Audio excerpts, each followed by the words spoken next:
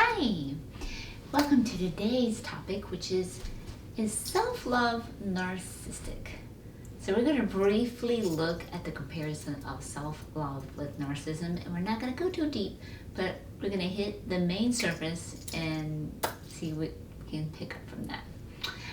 Welcome, I am Seqkat from Enlightenment.com, and I'm glad to have you here today. Okay, so is self-love narcissistic?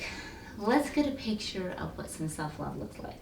So today, I want to use the Empress Card from the Mystical Cat Tarot. And the Empress Card, she is a very loving mother, very nurturing, very caring, and she cares for her children. And she's really good because she cares for her children to a degree that she can get them to be self-empowered. She doesn't enable them or like disable them by enabling, but she teaches them and guides them and provides them as they need it, but she also teaches them how to be self-empowered. Now, something very worth understanding about children is how they learn. We're going to pull this back in a moment.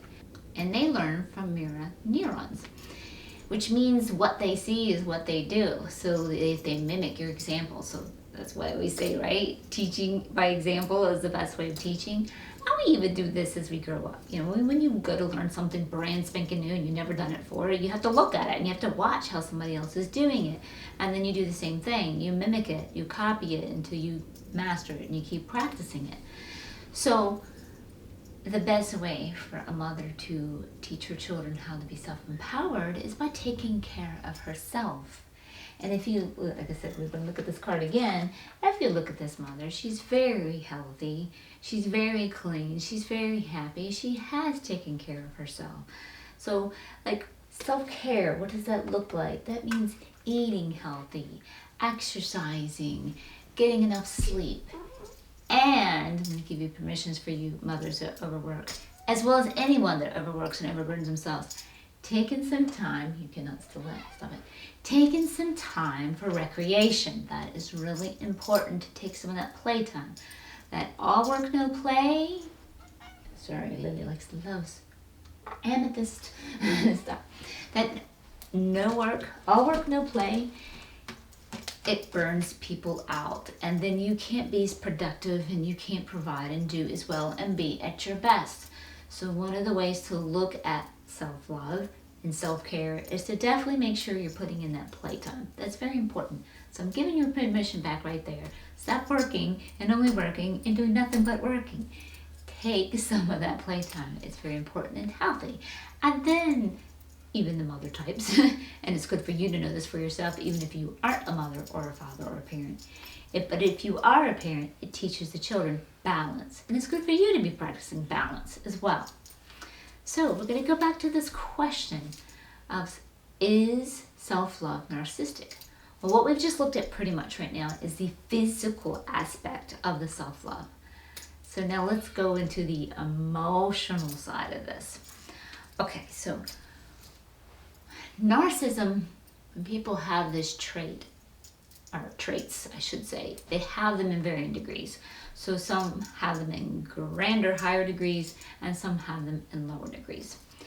Narcissism, it does not come from a place of love, as contrary as that may seem. It actually comes from a place of fear.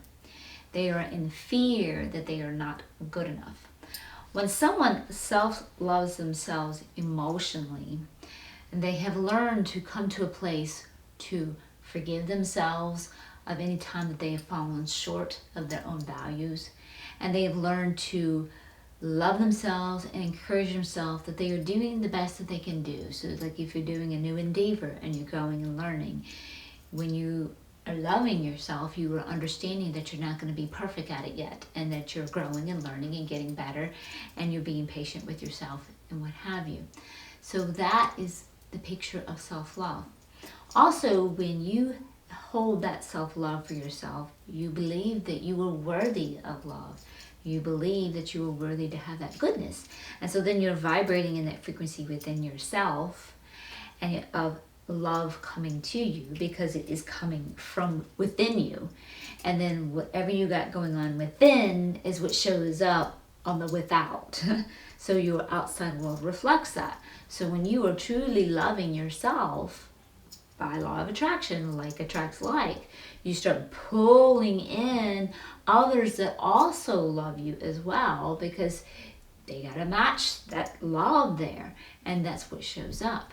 So when a narcissist or someone having this in the varying degrees, they are in fear that they're not good enough. They are seeking that praise all the time, so they're not attracting that. When someone loves themselves, they're in the flow and they pull that in naturally with ease and flow.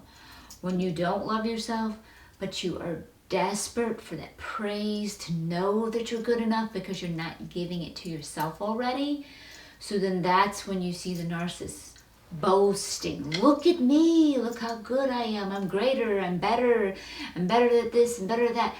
Grasping for their attention, look at me, I'm lovable, because they desperately are needing it and they're desperately seeking it. And some of them are a little bit on a lower one. They may not be that high where they're boasting all the time or to that grand degree, but they're keeping up with the Joneses. The Joneses bought this, the Joneses bought that, so they got to buy this and they got to buy that to keep up the status, so that they're in equal standards with the Joneses. They're in equal merit. Because again, they're not fortifying themselves with that self-love. So anyone showing those narcissistic traits are actually in need of some emotional healing and are actually in need of self-love. So back to that question, is self-love narcissistic? No, it's not. Because narcissism is not self-love. It comes from a place of fear. A fear that they are not good enough. A fear that they do not belong. And they are desperately trying to grasp it from their outer world because they're not providing it within their inner world. So perhaps the next time that you come up against, it sometimes feels like you're up against someone that has these traits of narcissism, keep that in mind. Perhaps you can dig within your own heart if you have your own self-love and have compassion and look upon them understanding they don't have enough self-love to understand that they're okay. Just being human, they are worthy of love, and they're good enough of love because Source has created them and they can't see that. So perhaps that can help you have a little bit of patience. It doesn't mean you have to hang out with them all the time. It does not mean that at all. Just hold a loving space in your heart for them. It doesn't mean you have to enable them either. And you have to feed them everything that they're demanding you to feed them, because I know they can be very invasive. I do understand that. You can self-love yourself and not put up with that and maintain your boundaries. So that's pretty much it today, guys. I highly recommend participating in self-love. Do not worry and do not fear. It is not narcissistic. It is very healthy. It brings you into balance where you can offer your best to everyone, like a mother, loving mother here, that she's taking care of herself so she can be at her best to take care of her children. And it also shows the example to the children of how to take care of themselves. We should all be in balance, loving ourselves and properly taking care of ourselves, physically and emotionally, as well as spiritually. So that's it for today, guys. I hope that you enjoyed this. If you did, I really appreciate a like. That really helps me circulate my videos out to help everybody else.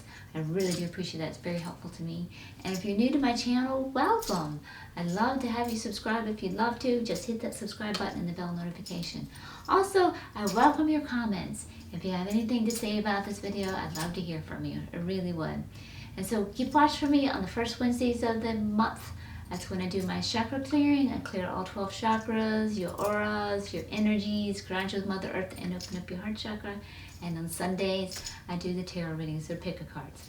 So I'll see you next time. And until then, much love and light.